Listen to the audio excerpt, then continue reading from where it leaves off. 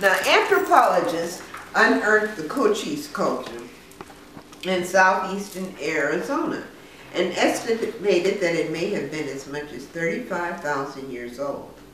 They found milling and grinding stones alongside fossils of extinct animals. Now, their finds did not include spear points, which suggests that food gathering was a dominant economy. Now, simple chipped stone artifacts discovered in central Mexico have radiocarbon dates in the range of 42,000 to 22,000 years ago. Folsom points found in Sandia Cave near Albuquerque, New Mexico, have a radiocarbon age of 30,000 years ago. A skull found in Mexico dates from 30,000 years ago or more. In the summer of 1954, a fragment of mammoth or mastodon bone was found about 10 miles southeast of Puebla, Mexico. The 6-inch wedge of bone, estimated to be about 30,000 years old, contains carved outlines of mammoths or mastodons that were carved when the bone was still fresh. Now, there are mounds in Tennessee, Ohio, Wisconsin, and other areas. One of the mounds in Ohio represents a serpent and is 1,348 feet long. Wisconsin has mounds in the shapes of birds and reptiles. Skulls from mounds of Tennessee are described as perhaps 25,000 to 20,000 years old. So these are people who probably fled with the second upheavals of Atlantis. Now, Pisidia was the capital of the Kingdom of Atlantis, and it was the largest of the islands formed by the second upheavals. But afterwards, Cro-Magnons of Pisidia concentrated on building the culture in Peru, Bolivia, and Mexico, which were part of the expanding Oblate regions.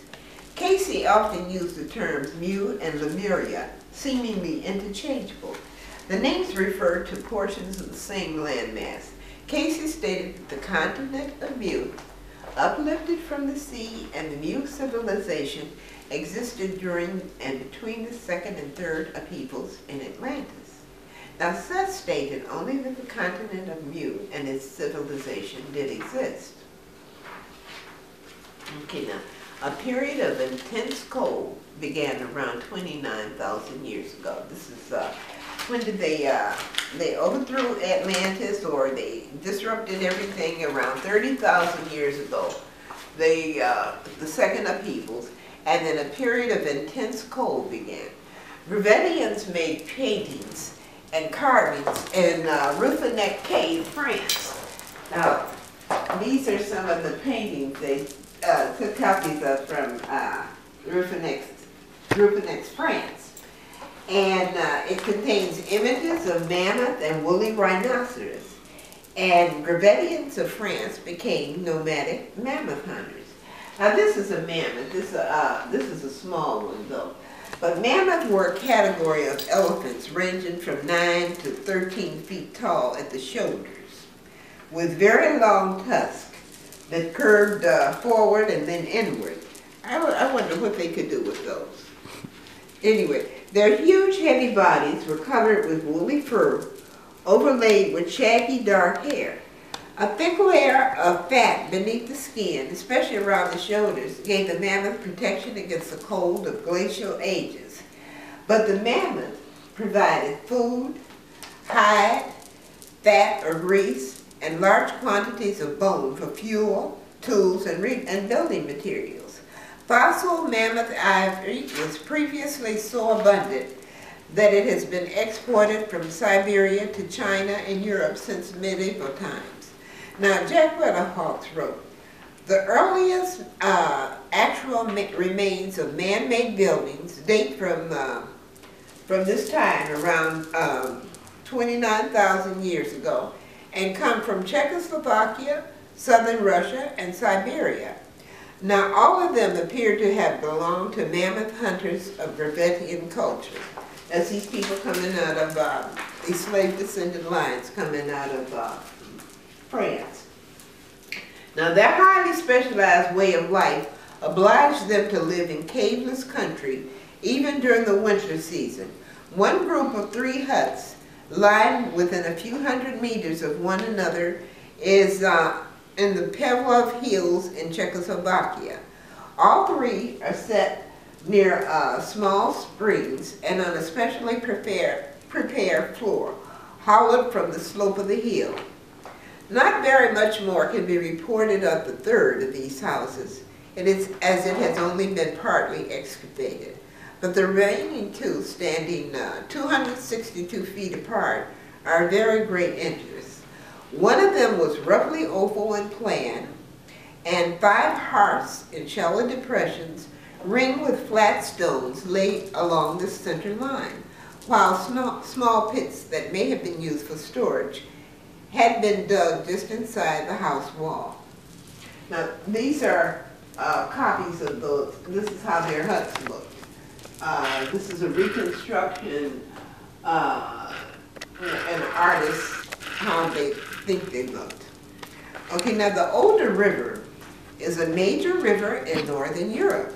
It runs from mountains of Czechoslovakia through Poland to the Baltic Sea. Now, Gravettians lived on the east bank of the Oder River in Czechoslovakia. Now, another comparable, but slightly earlier, mammoth hunter encampment in Czechoslovakia is on the left bank of the Oder. Here there had been 3 oval huts. They were sunk well into the ground and were remarkably like the winter earth houses still used in the Poland regions. In one of the huts, lying under a mammoth molar, was a miniature torso of a woman carved in hematite, and more realistic than most of the Gravettian Venuses. Now, Gravettian mammoth hunters, as these mixed race people, developed an extensive and wide-ranging trade in seashells. In Western and Central Europe, they were traded over distances of 15 to 325 miles. Venus, or Mother Goddess figures, reached their height at this time, appearing over a distance of 1,200 miles from the Atlantic to Russia along the European ice edge. The famous Venus figure from Willendorf, that was that fat one over here with the braids. She dates from around this time. Okay, now around 28,000 years ago, plunging temperatures followed by relentless cold and moisture generated huge ice accumulations. So much so that ice gradually covered the Alps and part of northwestern Europe. The Scandinavian ice sheet covered Scotland and most of Ireland, consuming so much water that sea levels were lowered 250 to 500 feet. The North Sea and English Channel disappeared as ice formed land connections. Just a minute. Now, here are some, you can see some of the land connections that formed. Here's between Alaska and Siberia. Here are land connections between, this is England, and this is all up in Europe. That's that Scandinavian ice sheet coming down. Anyway, a host of smaller glaciers covered mountains in southern Europe, Africa, Tasmania, and Japan. At that time, the Bering Straits, that's here, was not merely a land bridge, but a broad land nearly as wide as Alaska. In North America, the Laurentide ice sheet covered an area of more than 5 million square miles. The south margin stood near Cincinnati, Ohio, St. Louis, Missouri, Kansas City, Missouri, and Pierre, South Dakota. Now, this great ice mass flowed outward in all directions, except where buried mountains distorted its flow. Now, the rate at which its margin crept over the Ohio, Indiana region has been measured at an average of 100 to 200 feet per year. Falling sea levels added as much as 106 miles to the Atlantic coastal region of North America, and at times it was possible to walk from North America across the Atlantic region to northern Europe. It's quite a walk though. Now the region around Moscow was between the Black Sea and the ice on the north, and it was a natural site for a trade center, a perfect region for the coordination of production and trade between Europe and Asia. Now anthropologists state that over 500 Gravettian huts and shelters were built in the Moscow region, but all settlements show evidence of violent destructions. Now Gravettians were Neanderthal, H. sapiens, Neanderthal, Cro-Magnon, H. sapiens tribes. But they were defeated by Neanderthal, Mongoloid tribes. 4 burials, that of a man, a woman, and 2 adolescent children, were discovered in Sungir, 125 miles northeast of Moscow. The burials date from 27,000 to 22,000 years ago. The man was buried with blades of ivory, a headband, and several necklaces of some 3,000 beads of mammoth ivory. The head of the woman was placed on his grave.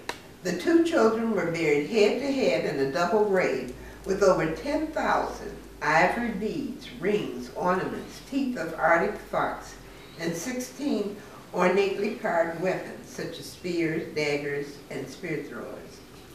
Neanderthal Mongoloid tribes took over the Gravettian Trade Center at Kostianki in the Voronezh region south of Moscow.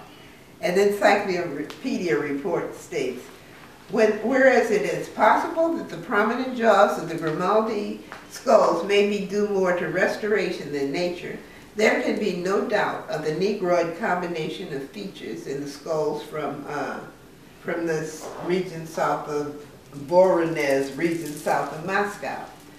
Now, ruins of the region include a longhouse, a type of communal building found in northern regions of both hemispheres. Now, longhouses, let me just see if I don't want to miss anything. No.